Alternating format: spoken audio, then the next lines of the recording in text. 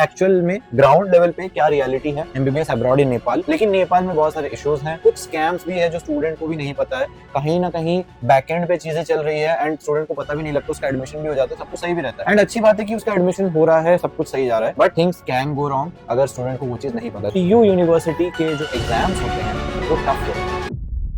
Hello everyone, this is Shoaib Aftab, welcome back to MBBS roots. तो यार आज की इस वीडियो में हम सारे स्कैम्स के बारे में बात करने वाले हैं। स्कैम कहना आई डोंट नो कहाँ तक सही है कहाँ तक गलत है, बट जो भी दिक्कतें चल रही हैं, जो भी आपने अभी आसपास जो भी आपने ऑलरेडी सुना हुआ है, इंस्टाग्राम पे जो भी सुना हुआ है, जो भी आपने न्यूज में सुना हुआ है और या फिर अब्रॉड के लोगों से सुना हुआ है, स्टूडेंट से सुना हुआ है, सारी चीजों को फटाफट समराइज करूंगा कि एक्चुअल में ग्राउंड लेवल पे क्या रियलिटी है MBBS abroad in Nepal. Already आप जानते हैं एमबीबीएस अब्रॉड इन नेपाल सबसे ज्यादा सेफेस्ट ऑप्शन माना जा रहा है, kind of, because NMC guidelines के पॉइंट ऑफ व्यू से देखा जाए तो closest to avoiding all of the points, closest का मतलब actually avoiding all of the points वो नेपाल ही है। लेकिन नेपाल में बहुत सारे इश्यूज हैं जो स्टूडेंट्स ने हाईलाइट किए कि भैया आप हमें रिकमेंड करते हो नेपाल, लेकिन बहुत सारे इश्यूज हैं और बहुत सारी दिक्कतें एंड कुछ स्कैम्स भी है जो स्टूडेंट को भी नहीं पता है, कहीं ना कहीं बैकएंड पे चीजें चल रही है एंड स्टूडेंट को पता भी नहीं लगता, उसका एडमिशन भी हो जाता है, सब कुछ सही भी रहता है, जो कि स्टूडेंट के पॉइंट ऑफ व्यू से अच्छी बात है एंड अच्छी बात है कि उसका एडमिशन हो रहा है, सब कुछ सही जा रहा है, but things can go wrong अगर स्टूडेंट को वो चीज नहीं पता है। तो सब कुछ बताऊंगा आज प्रॉपरली। सबसे पहली चीज सबसे पहला जो इशू के बारे में बात करने वाला, जो स्टूडेंट ने बहुत ज्यादा हाईलाइट किया कि भैया एग्जाम वाला जो सीन चल रहा है टीयू में। सो टीयू क्या है? देखो, नेपाल में 2 यूनिवर्सिटीज हैं, 20 कॉलेजेस के आसपास हैं मेडिकल कॉलेजेस नेपाल में, जो 2 यूनिवर्सिटी के अंदर मेजोरिटी कॉलेजेस आते हैं। एक है केयू काठमांडू यूनिवर्सिटी, एक है टीयू त्रिभुवन यूनिवर्सिटी। अब दिक्कत क्या आती है यार, जेन्युइन दिक्कत है ये सिर्फ इंडियन स्टूडेंट्स के साथ कोई डिस्क्रिमिनेशन नहीं है या इंडियन स्टूडेंट को जो है अलग से ट्रीट नहीं किया जा रहा है, अनफेयरली ट्रीट नहीं किया जा रहा है। एक्चुअल में जेन्युइनली टीयू यूनिवर्सिटी के जो एग्जाम्स होते हैं वो टफ होते हैं। यानी कि टीयू के अंदर जितने भी कॉलेजेस आते हैं, आप मान लो किश्त हो गया, चितवन हो गया, ठीक है, तो ये जितने भी कॉलेजेस हैं वो वहां पर एग्जाम्स पास करना जेन्युइनली डिफिकल्ट है, मोर डिफिकल्ट है एज कम्पेयर टू केयू। ठीक है, केयू में कौन से कॉलेजेस आते हैं? केयू में कॉलेजेस आते हैं आपका काठमांडू मेडिकल कॉलेज आ गया, ठीक है, लुम्बिनी आ गया, देवदहा आ गया, मणिपाल आ गया, ये सब आपके केयू में आते हैं। सो अगर आज मेरे पास कोई स्टूडेंट आता है, आपको ऑलरेडी पता है कि अब्रॉड एमबीबीएस के लिए मेजॉरिटी वो स्टूडेंट्स आते हैं जिनको इंडिया में गवर्नमेंट मेडिकल कॉलेजेस नहीं मिल पा रहे हैं। तो अगर वो स्टूडेंट को गवर्नमेंट मेडिकल कॉलेज नहीं मिल पा रहे हैं, यानी कि उसका स्कोर थोड़ा कम है, नीट में स्कोर थोड़ा कम है, नीट में इनफैक्ट ऐसे भी स्टूडेंट्स होते हैं जिनका नीट का स्कोर 160 है, 170 है, वो स्टूडेंट्स भी नेपाल जा रहे हैं।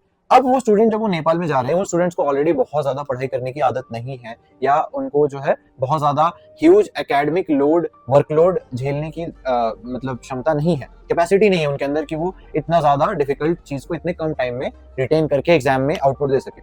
सो ये दिक्कत है टीयू में कि वो नेपाली स्टूडेंट्स को भी ये दिक्कतें आती है, वहां पे एग्जाम क्लियर करना जेन्युइनली डिफिकल्ट है। तो अगर आपका स्कोर कम है, अगर आप एडमिशन ले भी रहे हो, तो consider taking admission in colleges affiliated to KU. बहुत कॉलेजेस है, बहुत ऑप्शंस है, लेकिन अगर आपका स्कोर थोड़ा कम है देन आप केयू में जाओ। लेकिन ये भी है, टीयू के जिसके प्रो होते हैं उसके कॉन्स भी होते हैं। जैसे कि टीयू का ये कॉन हो गया, तो इसका प्रो ये है कि जिसने भी टीयू यूनिवर्सिटी के सारे एग्जाम्स क्लियर कर लिए उसका एफएमजी नहीं रुकता है। अब तो आपके लिए नेक्स्ट हो जाएगा, लेकिन अब तक जितने भी स्टूडेंट्स ने यूनिवर्सिटी एग्जाम्स पास कर रखे होते हैं उनका फर्स्ट अटेम्प्ट में नेक्स्ट निकल जाता है, क्योंकि वो एग्जाम्स आपको इस लेवल तक की प्रिपरेशन करवा देते हैं। तो ठीक है, ये हो गया। दूसरी बात पे आ रहा हूँ। दूसरी बात, एक जो चीज होती है कि बहुत सारे एजेंट्स एंड ऑल क्या करते हैं ना, आपको कॉलेज में लाइक आपका क्या करते हो, सीट बुकिंग एंड ऑल के नाम पे आपसे बहुत सारे फीस ले लेते हैं कि आपका वहाँ पे कॉलेज में सीट दिला दूंगा। लेकिन ऑनेस्टली अगर मैं आपको एक्यूरेट इन्फॉर्मेशन दूं तो सच्चाई ये है कि नेपाल में जो सीट अलॉटमेंट होती है वो काउंसलिंग के थ्रू होती है।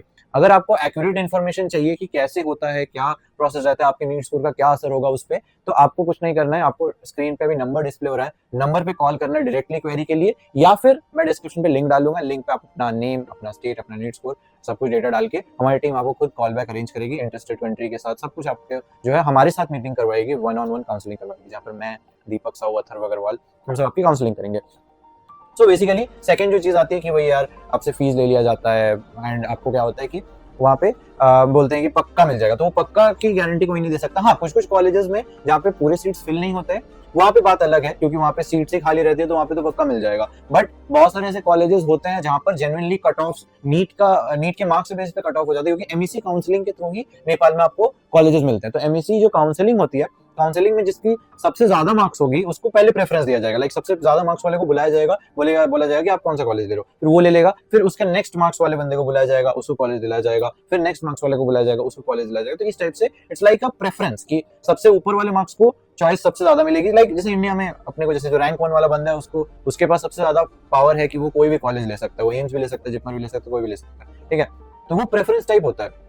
तो इस वजह से गारंटी नहीं होती, बट हाँ majority of foreign seats at least देखा जाए तो कुछ कुछ कॉलेजेस हैं जहाँ पर फॉरेन सीट्स खाली रह जाती हैं, तो उन कॉलेजेस के लिए आप एटलीस्ट एश्योर्ड हो सकते हो कि हाँ यहाँ तो मुझे पक्का सीट मिल जाएगी। लेकिन सारे कॉलेजेस के लिए आप एश्योर्ड नहीं हो सकते। एटलीस्ट आपको पता होना चाहिए कुछ कुछ कॉलेजेस जिनकी कट ऑफ आई है वहां पर एटलीस्ट कोई सीट बुकिंग का पैसा ना दे कोई स्टूडेंट जिसके मार्क्स कम आए हैं। तो ये चीजों का आपको थोड़ा ध्यान रखना होता है। तो ये सब जो है, अगर आपको ऑथेंटिक काउंसलिंग चाहिए आपके मार्क्स के अकॉर्डिंग, आपके प्रेफरेंस के अकॉर्डिंग, लेट्स से कोई स्टूडेंट होता है ना जिसको ये होता है कि मुझे बॉर्डर के पास चाहिए, कि मैं अपने लेट्स से बहुत स्टूडेंट्स बिहार में रहते हैं, यूपी में रहते हैं, तो उनको बॉर्डर के पास चाहिए कि मैं ट्रैवल करके जा सकूं इजीली अपने यहाँ पे इंडिया से, तो उनको उनके लिए अलग प्रेफरेंस होगी। किसी को काठमांडू में कॉलेज चाहिए, तो डिफरेंट डिफरेंट स्टूडेंट के डिफरेंट प्रेफरेंसेस हैं, डिफरेंट स्टूडेंट्स के डिफरेंट बजट्स हैं।